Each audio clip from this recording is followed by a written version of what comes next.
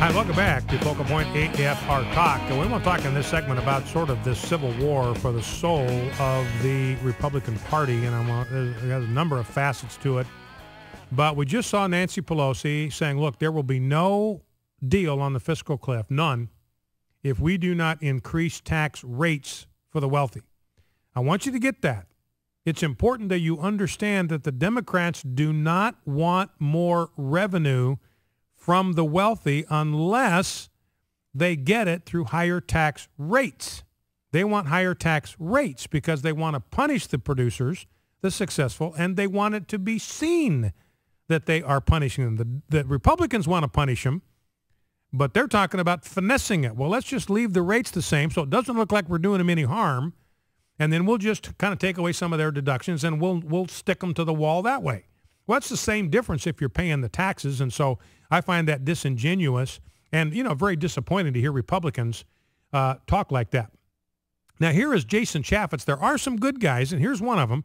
Jason Chaffetz. This is just an audio bite for those of you watching on television or watching our video streaming, AFR.net.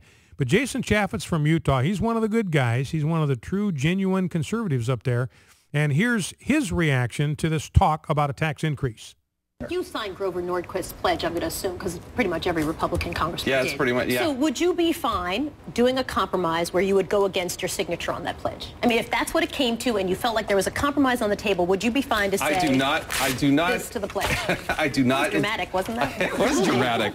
But I need these notes, so I'm going to put them back like that. I do not intend to do that. I want to fight for the principles I believe in. I, too, was elected, and I think that's part of the give and take. But Grover Norquist did not elect you. Your constituents elected you. I know, but I believe in that. You don't represent Grover Norquist. You represent your constituents and the American people. I didn't sign it because I was trying to please Grover Norquist. I signed it because I believe it. I don't believe that we are one good tax increase away from prosperity in this nation. I really do believe that we have to rein in spending. We got to broaden the base, lower the rate, and get this country working again. So that is Jason Chaffetz. Doesn't see a tax increase as the key, and I completely agree with him. By the way, I tell you how desperate they are. Number to call if you want to join the program, 888-589-8840, 888-589-8840 is the number to call if you want to join the program. And I'll tell you how desperate the left is getting now. We're seeing stories, for instance. Here's one on AOL.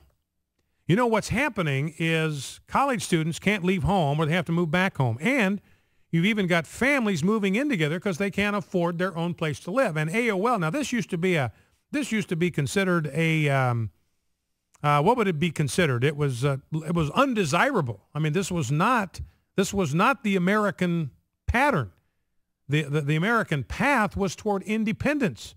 Remember, this goes all the way back to Genesis 2. For this reason, a man shall what? A man shall what?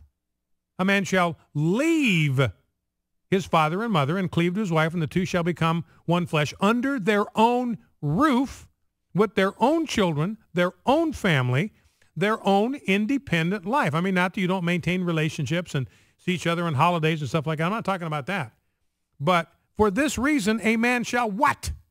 A man shall leave his father and mother. That is the biblical pattern for people to grow to maturity, to get married, and then start their own life as a family independent of their families of origin. You know, when I was doing premarital counseling, one of the things I always explored with the couples that I talked to was how complicated their relationships were with their families of origin. What was their relationship like with their mothers? What was their relationship like with their fathers? Were these blended families? What kind of complications were there from that? And I talked about the issue of what happens if you have a meddling mother-in-law. How do you deal with that? And I'd always say to the guy, look, it's up to you. I don't care whether it's your mom or whether it's her mom. They start meddling. You've got to be the one that puts your foot down and just puts a stop to it. It's going to keep happening unless you step up and be the man of the house and do something about it. So we talk about this whole issue, and now the AOL is out there reversing by saying the new trend is multi-generational housing. You got everybody living together, and it's wonderful. It's just a barrel of laughs, more fun than a barrel of monkeys. I have no idea how fun a barrel of monkeys is, but they're saying, hey, it's more fun than anything you can imagine. This is great. This is terrific. It's fantastic to move back in with your folks. In fact, bring your children in, move in with your folks.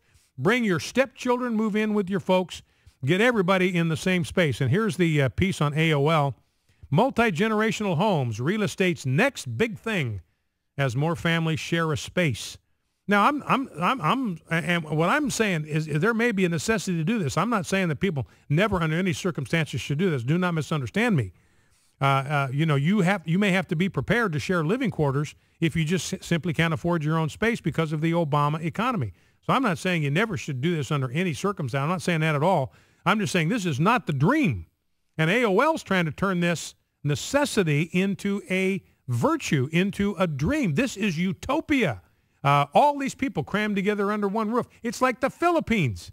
And they're saying, hey, this is the wave of the future, and it's fantastic. Here is the story by Crisan Alcantara. Being roommates with your parents after age 21 sounds like a nightmare for most, but Jessica Bruno wouldn't have it any other way. Bruno, a 40-year-old mom, wife, and DIY blogger, do-it-yourself blogger, lives with her 62-year-old parents, Connie and Fred, in their Sutton, Massachusetts home. Oh, and there's Bruno's husband, Tony, and their 6-year-old son, Tony Jr. Think that's a lot of people under one roof? There's more. Bruno's grandparents, Grace 80 and Fred 82, live in the house too. Nothing wrong with that because the Bible says that you got a responsibility to care for your aging parents. They need a place to live. You got a responsibility to see that that's taken care of. Not the government's responsibility. That's your responsibility. You make a home for them. You find a place for them. It's up to you to see that gets done. Now, if you got some kind of federal program out there that helps you with that, I'm not going to fault anybody for using that. If the resources are there, no reason for you not to use them. But I'm saying it's not somebody else's job to see that they're taken care of. So this part is fine. That's 7 people from 4 generations living together in one home. Actually make that 9. Bruno's 2 stepdaughters, 12-year-old twins Alexia and Gabriella. Tony's kids from another marriage stay with them on weekends. You know, and the point that the writer's making, this is utopia. This is what America, this is the American dream. 9, 11, 12 people all living together under one roof, not the biblical pattern. Now, I want to walk with you through this issue of lower tax rates just for a moment. Then we'll start taking some calls, 888-589-8840, 888-589-8840. Stephen Moore's got a piece, Wall Street Journal, over the weekend, why lower tax rates are good for everyone. And this is the answer to Nancy Pelosi's question. This is the answer to Republicans that are trying to close loopholes and deductions to raise the tax burden on the wealthy. They don't want to raise the tax rates, but they want to raise the tax burden. Inexcusable in my mind for them to do that. And Stephen Moore writes in the Wall Street Journal about why lowering the tax burden on the wealthy is not just good for the wealthy, it is good for everybody. In fact, if the Democrats are sincere that what they want are higher tax revenues going to the government, the way to do it, the way to fulfill that ambition, that goal, that mission to get more tax dollars flowing to the federal government, the way to do that is to lower the tax burden because you get more millionaires. They're working, they're paying taxes on more money, and even though they may be paying at a lower rate, they're making more money. You have more millionaires paying at that same rate, and more money flows into federal coffers. That's why I say I'm 100% in favor of more revenue from millionaires. But the way I want to get it is by having more millionaires. Now, he says this, the country needs an economy that will create more of the millionaires and billionaires that Mr. Obama loves to excoriate, not more taxes from those who already exist. Total taxes paid by millionaires fell by almost $100 billion between 2007 and 2010. The drop resulted not from too low tax rates, but from the severe recession. In other words, their tax rates are the same, but you're only getting $100 billion less because they're not making as much money. So, I mean, you know, 60% of 100 is not as much as 60% of 50. And that's what you're getting. You're getting 60% of 50 and 60% instead of 60% of 100. Moore goes on, over the past century, lower rates have shifted the tax burden onto high-income earners and away from the middle class while maintaining the tax code's progressivity. Now, again, I want to reiterate what he says. Lower tax rates. See, What President Obama does, he wants to shift the tax burden on the high-income earners. That's what he wants to do. He wants to do it through higher tax rates. He wants to punish them. What Moore says, hey, if that's what you want to do, if you want to shift the tax burden from the middle class to high-income earners, lower your tax rates because the wealthy will wind up paying a bigger and bigger share of the overall tax load.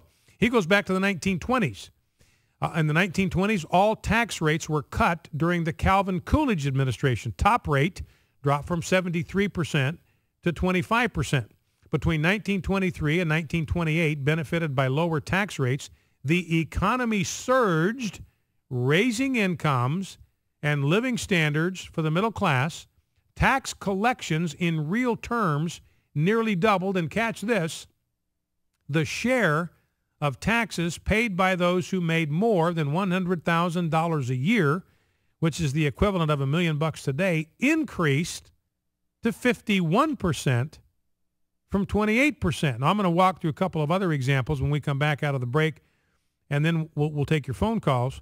But this is just one example where when the tax rate was lowered from 73% to 25% for higher income earners, their contribution to the federal tax coffers went up.